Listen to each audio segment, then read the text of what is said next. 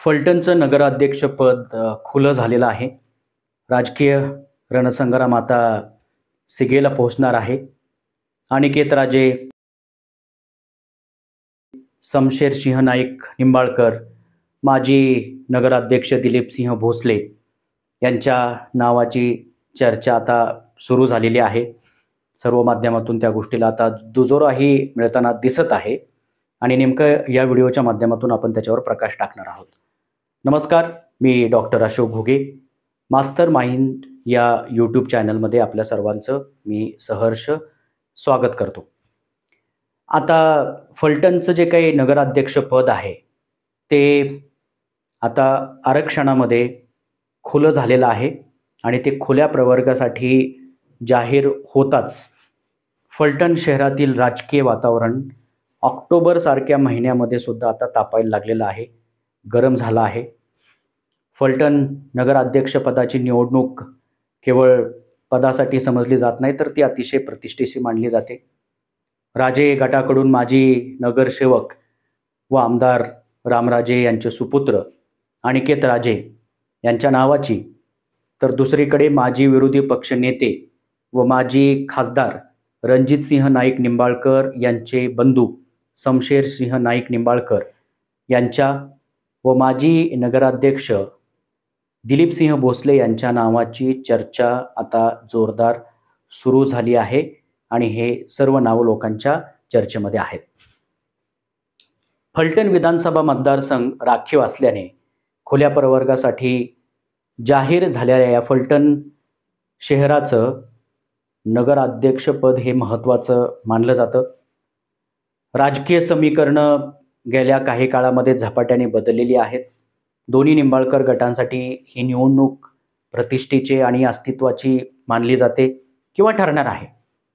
राजे गटाची शहरावर असलेली 3 दशकांची सत्तेची परंपरा, नगरपालिकेचे विरोधी पक्षनेते म्हणून नगरपालिकेच्या कामकाजावर सकारात्मक प्रभाव आणि ठसा उमटवणारे शमशेरसिंह नाईक निंबाळकर आणि त्यांच्या भोवती असणारे राजकीय वलय, तसेच संघटनात्मक ताकद आणि नगर अध्यक्षपदाचा अनुभव असलेले दिलीपसिंह भोसले या दोघांच्याही साथीला माजी खासदार रणजितसिंह निंबाळकर यांची मजबूत साथ या बाबीमुळे फलटणची निवडणूक एक महासंग्राम म्हणूनच ती आता पुढे येणार आहे किंवा हा निवडणुकीचा महासंग्राम आपल्याला पाहायला मिळणार आहे. फलटण नगरपालिकेवर गेल्या 30 वर्षापासून आमदार श्रीमंत रामराजे यांच्या मार्गदर्शनाखाली राजे गटाची सत्ता आहे. नगरपालिकेत पारंपरिक विरोधी गट म्हणून माजी खासदार रणजितसिंह नाईक निंबाळकर यांची प्रभावी भूमिका निभावली आहे आणि ती अतिशय चांगल्या पद्धतीने त्यांचा तिथं प्रभाव आहे.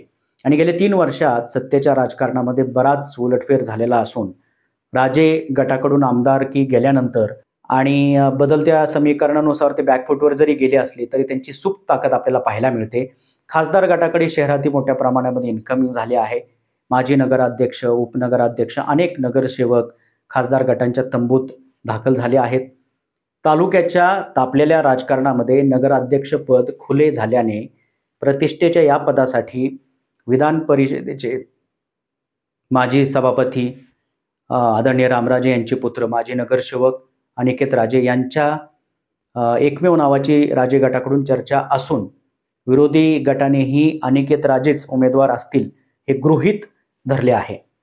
तर माजी खासदार रणजितसिंह यांचे ज्येष्ठ बंधू शमशेरसिंह निंबाळकर यांनी नगरपालिकेमध्ये विरोधी पक्षनेतेपदी प्रभावीपणे काम केले असल्यामुळे किंवा ते पद निभावल्यामुळे नगराध्यक्षपद खुले झाल्याने ते इच्छुक असल्याची चर्चा त्यांचे समर्थक करत आहेत आणि तशा पद्धतीने ते समर्थन देत आहेत.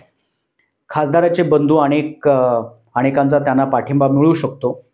तर नगराध्यक्षपदासाठी चर्चेत असलेले तिसरे नाव दिलीपसिंह भोसले, याआधी देखील त्यांनी नगराध्यक्षपद भूषविलेले आहे. त्यांच्या पाठीमागे संघटनात्मक ताकद व त्यांच्या मार्गदर्शनाखाली कार्यरत असणाऱ्या विविध संस्थातील कर्मचारी व त्यांच्या कुटुंबियाचे पाठबळही त्यांना आहे.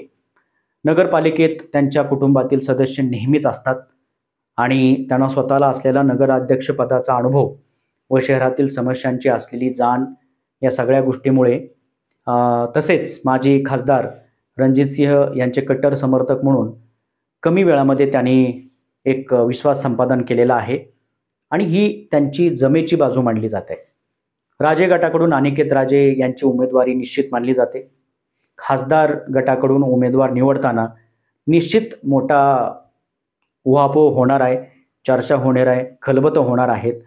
परंतु आत्ता राजकीय जाणकारांच्या मते फलटणच्या निवडणुकीत शहरातील स्थानिक प्रश्न असतील, शहराची झालेली दुरावस्था असेल, विकास कामाची आश्वासनं असतील किंवा वैयक्तिक प्रतिष्ठा असेल, नातेसंबंध, दोन्ही गटाचे नेतृत्व करणारे दोन्ही निंबाळकर यांचा मोठा प्रभाव आपल्याला आजच्या या येणाऱ्या निवडणुकीमध्ये दिसणार आहे.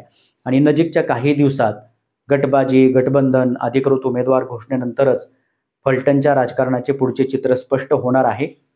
दरम्यान पडद्याआडून काही राजकीय हालचाली सुरू असून एखादा दुसरा आश्चर्यकारक निर्णय होण्याची शक्यताही काही जण बोलून दाखवत आहेत किंवा तसं काही घडलं तर त्याच्यामध्ये आश्चर्य मानण्यासारखं नाही. आता फलटणच्या नगराध्यक्षपदासाठी राजकीय दिग्गज समोरासमोर येणार हे निश्चित आहे. आता या संघर्षात कोणाचा झेंडा फडकतो, निवडणुकीसाठी या 3 नावाच्या चर्चा व्यतिरिक्त अचानकपणे नेतृत्व करणाऱ्या गटातील नेत्यांच्या घरातील महिला उमेदवारांचे नाव ऐनवेळी पुढे आल्यास आश्चर्य वाटायला नको असं मात्र बोललं जातं आहे किंवा जाणकार त्या पद्धतीने त्यांची मतं व्यक्त करत आहेत. आता ही निवडणूक कशी होणार आहे ती चोरस पाहण्यासाठी आपण सर्वच उत्सुक आहोत. तुर्तास आपण येथेच थांबू. पुढील अपडेट मिळवण्यासाठी मास्टर माइंड या यूट्यूब चॅनलला सबस्क्राईब करा. धन्यवाद.